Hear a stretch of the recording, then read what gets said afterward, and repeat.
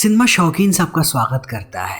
आज हम बात करने वाले हैं प्लेन के बारे में। ये कहानी है एक प्लेन की जिसकी इमरजेंसी लैंडिंग करवानी पड़ती है एक आइलैंड पे, लेकिन पायलट को पता नहीं होता कि यहाँ पर चारों तरफ आतंकवादी भरे पड़े हैं जिनका पेशा ही है कि यहाँ पर आने वाले लोगों को वो किडनैप करें और पैसों के लालच में उनका खात्मा कर दें। कहानी की शुरुआत होती है और हमारे सामने सिंगापुर एयरपोर्ट का दृश्य आता है और यहीं पर हम देखते हैं कैप्टन ब्रॉडी को, जो ऑलरेडी लेट हो चुका है अपने फ्लाइट के लिए। वो एक पायलट है, लेकिन जाने से पहले वो अपनी बेटी को वीडियो कॉल करता है जिसका नाम है डेनियला। वो उसे कहता है कि नए साल पे वो उसके पास आ रहा है और वो अपना पूरा समय अपनी बच्ची के साथ ही बिताएगा। फिर वो आकर के बैठ जाता है अपने प्लेन में। तभी हम उसके को पायलट को देखते हैं जिसका नाम है सैमुअल। सैमुअल बहुत खुश है कि वो उड़ान भर रहा है ब्रॉडी के साथ। तभी इन्हें पता लगता है कि जिस रूट से ये लोग जा रहे हैं वहाँ पर बहुत ही तेज तूफान आया हुआ है। तभी ये लोग बात करते हैं अपनी एयरलाइन से कि क्या ये लोग कोई दूसरा रूट ले सकते हैं, लेकिन इन्हें बताया जाता है कि नहीं, उन्हें कैसे भी इसी रूट से जाना है। इनके पास लिमिटेड फ्यूल है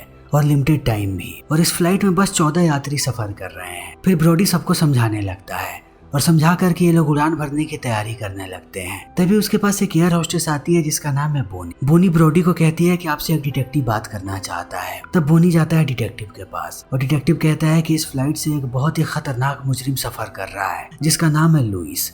लुइस को हमें टोरंटो लेकर के जाना है। ये मुजरिम बहुत ही खतरनाक है, इसीलिए इस पर विशेष ध्यान देने की जरूरत है। तब इन बातों को सुनने के बाद ब्रॉडी सोच में पड़ जाता है क्योंकि वो बाकी पैसेंजर्स की जान को खतरे में नहीं डाल सकता, लेकिन चाह के अभी ब्रॉडी कुछ नहीं कर सकता। तब वो बाकी के एयर होस्टेसेस को समझाने लगता है जिनका नाम है इजाबेला और मारिया। उन्हें कहता है कि तुम लोगों को सतर्क रहने की जरूरत है, अपना पूरा का पूरा ध्यान इसी आदमी पर रखना। फिर धीरे धीरे करके और पैसेंजर्स आते हैं। तब ब्रॉडी और सैमुअल दोनों उड़ान भरने की तैयारी करने लगते हैं। इस बीच ये दोनों एक दूसरे के परिवार के बारे में भी पूछते हैं। तब ब्रॉडी बताता है कि हाल ही में उसकी पत्नी की मौत हुई है, तब से उसकी बच्ची की पूरी जिम्मेदारी उस पे आ गई है और वो अपनी बच्ची को खुश रखना चाहता है। तभी ये लोग उड़ान भर लेते हैं, लेकिन चाइना के जैसे ही दक्षिणी समंदर को ये लोग पार करते हैं, आसमान में तूफान बहुत ही तेज हो जाता है। तब यहाँ का टर्बुलेंस बढ़ने लगता है। इन्हें समझ में नहीं आता कि ये क्या करे, लेकिन इनकी परेशानियां तब बढ़ती है जब एक वक्त के बाद इनका रेडियो भी डेड हो जाता है। तब ब्रॉडी जाने लगता है पीछे ताकि वो बाकी पैसेंजर्स को एक बार देख ले कि कहीं उनमें से किसी को कोई दिक्कत तो नहीं है। लेकिन इसी बीच जब वो आ रहा होता है तब बहुत ही तेज टर्बुलेंस होती है और उसका सर जाकर के टकरा जाता है ऊपर। तब ब्रॉडी भी घायल हो जाता है। लेकिन धीरे धीरे इस प्लेन की हालत और भी ज्यादा खराब होने लगती है क्योंकि प्लेन नीचे जा रहा है। तब सारे लोग ऊपर नीचे गिरने लगते हैं और इसी बीच इजाबेला की मौत हो जाती है और एक एक करके बाकी पैसेंजर्स भी घायल हो रहे हैं। तब ब्रॉडी वापस आता है और प्लेन को स्टेबल करने की कोशिश करने लगता है। वो समझ चुका है कि इनका रेडियो डेड है और उसके साथ साथ नेविगेशन सिस्टम भी खराब हो गया है। अब ये लोग ज्यादा दूर नहीं जा सकते, इन्हें जल्दी ही कहीं क्रैश लैंडिंग करनी पड़ेगी। तब ब्रॉडी निश्चय करता है कि वो पानी में लैंडिंग करवाएगा, लेकिन जब वो लैंडिंग करने वाला होता है तभी उसे एक टापू नजर आता है। तब वो टापू की तरफ जाने लगता है। इसी बीच वो देखता है एक चौड़ी सी सड़क को जहाँ पर प्लेन को लैंड करवाया जा सकता है। तब ब्रॉडी रिस्क लेता है और इसी सड़क पर प्लेन की लैंडिंग करवाता है। फिर वो सबको चेक करता है कि क्या सारे लोग ठीक हैं और उन सबको बाहर लेकर के आता है। तब सारे पैसेंजर्स आकर के बैठ जाते हैं, लेकिन ब्रॉडी इस बीच बार बार लुइस को ही देखता है। तब बोनी उसे बताती है कि मैंने भी लुइस पर नजर रखा हुआ था। जब वो ऑफिसर उसकी हथकड़ी की चाबी निकाल रहा था तब लुइस इस चीज को बड़े ही ध्यान से देख रहा था। तब ब्रॉडी कहता है कि हमें अभी भी इस पे नजर रखने की जरूरत है, ये कातिल है, ये कुछ भी कर सकता है, सारे लोग इस पे नजर रखो। तब वो सैमुअल से पूछता है कि बाकी लोगों की हालत कैसी, इन्हें कैसे भी सारे लोगों का ख्याल रखना है क्योंकि ये सारे लोग बहुत ही ज्यादा घबराए हुए हैं। फिर ये लोग निकालते हैं नक्शे को बाहर और देखने लगते हैं कि आखिर अभी ये लोग कौन सी जगह पे हैं। तब इन्हें पता लगता है इस टापू के बारे में। ये टापू फिलीपींस के अंदर आता है और यहाँ पर एक मिलिशिया ग्रुप है जो बहुत ही ज्यादा खतरनाक है। वो लोगों को मारने में दोबारा नहीं सोचते। फिर ब्रॉडी को एहसास होता है कि ये जगह बहुत ही खतरनाक है, जितनी जल्दी हो सके इन्हें यहाँ से निकल जाना चाहिए। लेकिन इनका रेडियो डेड हो चुका है, ये लोग कैसे भी अथॉरिटी से कांटेक्ट नहीं कर पा रहे हैं और जब तक ये लोग अथॉरिटी को खबर नहीं करेंगे किसी को पता नहीं लगेगा कि ये लोग कौन सी मुसीबत में और कहाँ फंसे हुए हैं। लेकिन ब्रॉडी किसी की मदद नहीं ले सकता क्योंकि ये जंगल भी खतरनाक है। अगर वो किसी को लेकर के गया और किसी को कुछ हो गया तब सारा का सारा ब्लेम ब्रॉडी पे आएगा। फिर वो निश्चय करता है कि वो अकेला ही जाएगा मदद के लिए। तब वो आता है सारे पैसेंजर्स के सामने और कहता है कि रात में जब मैं लैंडिंग कर रहा था तब मैंने पास में एक फैसिलिटी देखी थी और अगर मैं वहां तक पहुंच गया फिर मैं अथॉरिटी को कांटेक्ट कर पाऊंगा और उन्हें अपनी लोकेशन बता करके हम मदद बुलवा सकते हैं। तब तक सारे लोगों को यहीं पर रुकना पड़ेगा। फिर वो कहता है कि मेरे लिए आप लोगों की सेफ्टी ज्यादा जरूरी है, मैं कोई भी खतरा आप लोगों के पास नहीं छोड़ सकता, इसलिए लुइस को मैं अपने साथ लेकर के जा रहा हूँ। फिर वो लुइस को उठाता है और उसकी हथकड़ी खोल देता है और ये दोनों जाने लगते हैं जंगल की तरफ। लुइस आश्चर्यचकित हो जाता है इस चीज को देख करके कि ब्रोडी उस पर कुछ ज्यादा ही भरोसा दिखा रहा है। उसने उसकी हथकड़ी को खोल दिया बिना कुछ सोचे समझे। तभी हमारे सामने न्यूयॉर्क का दृश्य आता है और यहाँ पर हम देखते हैं प्लेन की कंपनी को जो अपने प्लेन का पता नहीं लगा पा रहे हैं, इसीलिए वो पूरे के पूरे रूट को स्कैन कर रहे हैं कि आखिर उनका प्लेन गया तो गया कहाँ पे। उन्हें कैसे भी अपने प्लेन का पता लगाना है क्योंकि सारे पैसेंजर्स की जवाबदेही उनकी ही है। तभी हम देखते हैं ब्रोडी और लुइस को। लुइस ब्रोडी को बताता है कि वो फ्रेंच स्पेशल फोर्सेस में हुआ करता था, लेकिन वो गलत वक्त पे गलत जगह पहुंच गया। तब पुलिस वालों ने उसे पकड़ लिया, वरना उसे कोई भी नहीं पकड़ पाता। तभी हम एक मिलिटेंट को देखते हैं जो जाता है अपने मुखिया के पास जिसका नाम है दातू, और दातू को कहता है कि मैंने पास में ही एक प्लेन को रात क्रैश होते हुए देखा है। तब दातू भेजता है अपने आदमियों को प्लेन के बारे में पता लगाने कि आखिर उसकी एग्जैक्ट लोकेशन क्या है। इसी बीच ब्रोडी देखता है कि लुइस अचानक से उसके पीछे से गायब हो गया, लेकिन लुइस इन बातों पे ज्यादा ध्यान नहीं देता। अभी उसके लिए पैसेंजर्स की जान ज्यादा कीमती है, लेकिन ब्रोडी को भरोसा नहीं होता लुइस पे कि ऐसे सिचुएशन में भी वो कैसे भाग सकता है। उसके अंदर जरा सी भी इंसानियत नहीं है। अभी उसे सबके साथ रहना चाहिए था ताकि सारे लोगों की वो मदद कर सके। तभी ब्रोडी को फैसिलिटी नजर आ जाती है।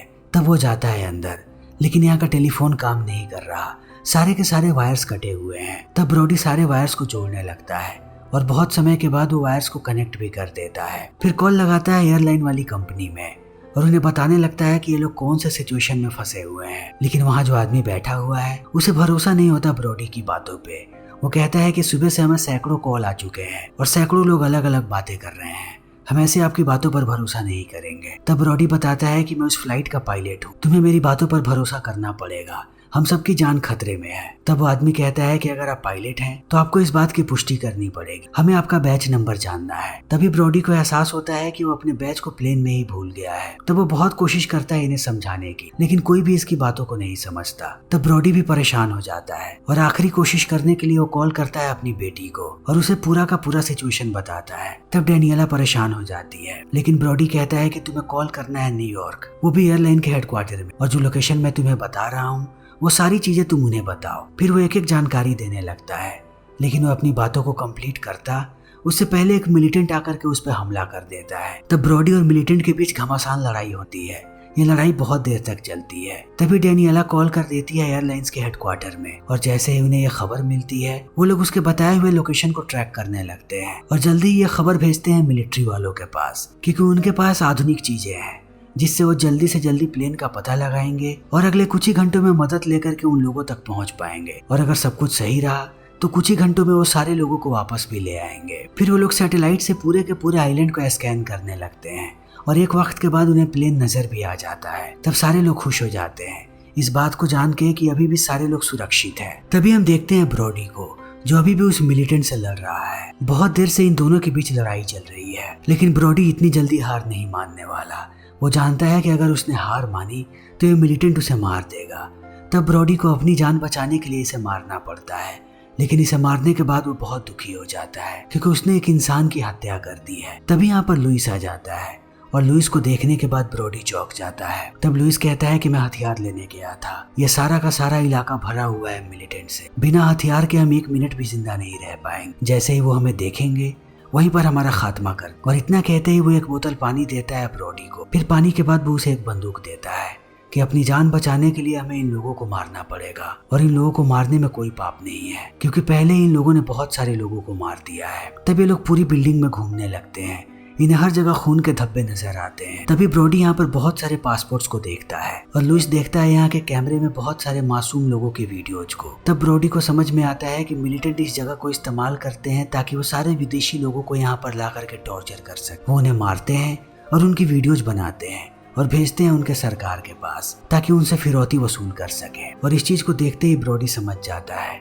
कि जल्दी ही ये लोग पहुंचने वाले हैं प्लेन के पास वो सारे लोगों को पकड़ेंगे और इन सब का भी वही हश्र होगा जो वीडियो वाले लोगों का हुआ है। तब ये लोग जाने लगते हैं प्लेन की तरफ। लेकिन जैसे ही ये लोग प्लेन के पास पहुंचते हैं, ये देखते हैं कि सारे मिलिटेंट यहाँ पर पहले से पहुंच चुके हैं। उन लोगों ने सारे लोगों को बंधक बना करके रखा है। तब इन्हें देखने के बाद एक कोरियन औरत डर जाती है और यहाँ से भागने की कोशिश करती है। तब उसे भागता हुआ देखने के बाद दातू उसे गोली मार देता है और जैसे ही ब्रॉडी इस चीज को देखता है, वो जाने की कोशिश करता है प्लेन की तरफ ताकि वो लोगों को बचा सके। लेकिन लुइस पकड़ लेता है ब्रॉडी को। वो जानता है कि अगर ब्रॉडी उधर गया तब ये लोग उसे कभी जिंदा नहीं छोड़। अगर ये लोग उनसे छुप करके रहे तभी कहीं ये लोग बाकी लोगों की जान बचा सके। लेकिन अब जिस कोरियन औरत की मौत हुई है, उसका पति बहुत ही बुरी तरीके से रोने लगता है। तब इस चीज को देखने के बाद दातू उस आदमी को टॉर्चर करता है, उसके हाथ और पैर दोनों काट देता है। तब सारे लोग और भी ज्यादा डर जाते हैं और एक एक करके सारे लोगों को अपनी गाड़ी में बैठाते हैं, फिर लेकर के जाने लगते हैं गाँव की तरफ ताकि वहाँ से वो लोग फिरौती के पैसे मांग सके। लेकिन अपने कुछ लोगों को वो लोग यहीं पर छोड़ देते हैं। तब दातू जैसे ही यहाँ से जाता है, लुइस बचे हुए लोगों पे हमला कर देता है। ये लोग एक एक करके सारे मिलिटेंट को पीटते हैं और उनसे पूछते हैं कि वो बाकी लोगों को लेकर के कहाँ गए हैं। तब सारे लोग बताते हैं कि गांव की तरफ। फिर ये लोग इनकी ही गाड़ी को लेकर के निकल पड़ते हैं गांव की तरफ जाने। तभी हम दातू को देखते हैं जो सारे लोगों को लेकर के गांव आ चुका है। वो उन्हें कतार में खड़ा करता है और ये लोग वीडियो की रिकॉर्डिंग शुरू कर देते हैं। तब एक एक करके सबसे पूछते हैं कि कौन आदमी कौन से देश का है ताकि ये लोग सरकार को कॉन्टेक्ट करके फिरौती मांग सके। ये लोग बहुत ही ज्यादा डरे हुए हैं। बड़े ही आसानी से ये लोग अपनी सारी जानकारियां इन्हें दे देते हैं। तभी हम देखते हैं कि यहाँ पर लुइस और ब्रॉडी आ चुके हैं और वो धीरे धीरे आगे बढ़ रहे हैं। तब तक मिलिट्री वाले पहुंच जाते हैं प्लेन के पास। लेकिन यहाँ आने के बाद वो देखते हैं कि दूर दूर तक किसी का नामो निशान नहीं है। तभी वहाँ पर उन्हें कुछ लाशें मिलती हैं। कुछ मिलिटेंट की लाशें होती हैं और एयर होस्टेस की लाश होती है और पैसेंजर की भी। लेकिन अभी भी इन्हें समझ में नहीं आता कि आखिर यहाँ पर क्या हुआ और इन सारे लोगों की लाशें क्यों पड़ी हुई हैं। इन्हें मिलिटेंट्स के बारे में पता है, लेकिन ये नहीं पता कि इन पे हमला मिलिटेंट्स ने किया है या किसने किया है। फिर वो जाते हैं प्लेन के अंदर। तब कॉकपिट में उन्हें ब्रॉडी का यूनिफॉर्म मिलता है जिसपे ब्रॉडी ने सारी बात लिख दी है ताकि मिलिट्री वालों को ये बात समझ में आ जाए। तब वो भी निकल पड़ते हैं उनकी मदद के लिए। तभी हम देखते हैं लुइस और ब्रॉडी को जो धीरे धीरे आगे बढ़ रहे हैं और जब भी उन्हें कोई गार्ड नजर आता है तब वो उसे मार देते हैं। तब थोड़े वक्त के बाद उन्हें वो घर नजर आ जाता है जिसके अंदर सारे लोगों को बंधक बना करके रखा गया है। तब लुइस कहता है कि अब हमें कैसे भी इन्हें बाहर निकालना पड़ेगा। तब वो एक एक करके गार्ड्स को मारते हैं और सारे लोगों को ला करके बस में बैठाने लगते हैं जिस बस से इन सबको यहाँ पर लेकर के आया गया था। लेकिन लुइस ब्रॉडी को कहता है कि हम चाह करके भी पूरे बस को यहाँ से लेकर के बाहर नहीं जा पाएंगे। हर जगह दातू के लोग फैले हुए हैं, उन सबके हाथों में बंदूकें हैं, हम किसी भी हालत में यहाँ से नहीं निकल पाएंगे। तब ब्रॉडी कहता है कि हमारे पास एक रास्ता है, अगर मैं सरेंडर कर दूं तब कुछ समय के लिए मैं उन्हें उलझा सकता हूँ। तब लुइस समझाता है कि ये बिल्कुल भी अच्छा आइडिया नहीं है। अगर तुम उनके पास गए तब वो कुछ भी कर सकते हैं, उन्हें सिर्फ फिरौती चाहिए, वो तुम्हें बहुत ही बुरी तरीके से पीटेंगे। लेकिन ब्रॉडी कहता है कि हमारे पास दूसरा कोई भी रास्ता नहीं है, जैसे तुम लोगों को मौका मिले भागने के लिए तैयार रहना। फिर इतना कहते ही वो चला जाता है सबके सामने। तब ये लोग उसे घेर लेते हैं और एक एक करके पीटने लगते हैं। तभी उसके सामने दातू आता है, लेकिन अभी दातू इसे कुछ करता उससे पहले यहाँ पर मिलिट्री वाले आ जाते हैं और वो एक एक करके सबको मारने लगते हैं। तब ज्यादातर लोग मारे जाते हैं, लेकिन आधे से ज्यादा लोग यहाँ से भाग जाते हैं। फिर मिलिट्री वाले सबको लेकर के वापस जाने लगते हैं प्लेन के पास और वो ब्रॉडी को पूरी बात बताते हैं कि ये काम कितना खतरनाक है और कितने खतरनाक लोगों के बीच ये सारे लोग फंसे हुए थे। हम बहुत ही कम लोग यहाँ पर आए हुए हैं। मुझे पता है कि वो सारे मिलिटेंट वहाँ से क्यों भागे हैं, कि वो अपनी पूरी फोर्स को लेकर के आए और हमारी फोर्स को आने में अभी भी 24 घंटे का वक्त है। 24 घंटे में वो सब हमें मार गिरा सकते हैं, इसीलिए कैसे भी हमें यहाँ से निकलना पड़ेगा। तब ब्रॉडी कहता है कि हम इसी प्लेन का इस्तेमाल करके निकलेंगे। वो सारे लोगों को कहता है प्लेन में बैठने के लिए। तब सारे लोग बैठ जाते हैं, लेकिन जैसे ही ये बात हेडक्वार्टर में पता लगती है, प्लेन के कंपनी वाले कहते हैं कि ये बिल्कुल भी अच्छा आइडिया नहीं है। प्लेन की हालत बिल्कुल भी ऐसी नहीं है कि उसे उड़ाया जाए। ब्रॉडी को बोलो वैसा ना करे, लेकिन ब्रॉडी के पास दूसरा कोई भी चारा नहीं है। उसे कैसे भी प्लेन को उड़ाना है, वो बस थोड़ा समय मांग रहा है ताकि जितनी भी चीजें खराब हैं वो उन सबको रिपेयर कर दे। इसी बीच लुइस कहता है कि मैं तुम लोगों के साथ नहीं जा सकता। अगर मैं प्लेन में बैठा और हम लोग यहाँ से निकले तब तुरंत ही सरकार मुझे पकड़ ले और दोबारा मुझे जेल में डाल दिया जाएगा। उससे अच्छा है कि मैं यहाँ पर मिलिट्री वालों के साथ रहूं और मैं तब तक लड़ूंगा जब तक तुम यहाँ से निकल नहीं जाते। मैं उन सारे मिलिटेंट को रोकने की कोशिश करूंगा, तब तुम लोग यहाँ से निकल जाना। फिर ब्रॉडी भी मान जाता है और वो लुइस को जाने देता है। तभी ये लोग देखते हैं कि बहुत सारे मिलिटेंट इसी तरफ आ रहे हैं और वो सब इन पे अंधाधुंध गोलियां चला रहे हैं। तब बाकी लोग चले जाते हैं उनसे लड़ने के लिए और लुइस भी उनका साथ देता है। तब तक प्लेन को रिपेयर करने के बाद ब्रॉडी अंदर आ जाता है। वो बहुत ही प्रभावित हुआ है लुइस से, लुइस ने हर कदम पे इनकी मदद की है। सबका कहना था कि वो एक खतरनाक मुजरिम है, लेकिन लुइस ने किसी को भी चोट नहीं पहुंचाया। उसने सिर्फ उन लोगों को मारा जो इन्हें चोट पहुंचाने की कोशिश कर रहे थे। लुइस अभी भी सबसे लड़ रहा है। इन लोगों ने लगभग मिलिटेंट को मार दिया। तब ब्रॉडी कहता है कि वो प्लेन को उड़ाने वाला है। तब सारे के सारे मिलिट्री वाले वापस आने लगते हैं।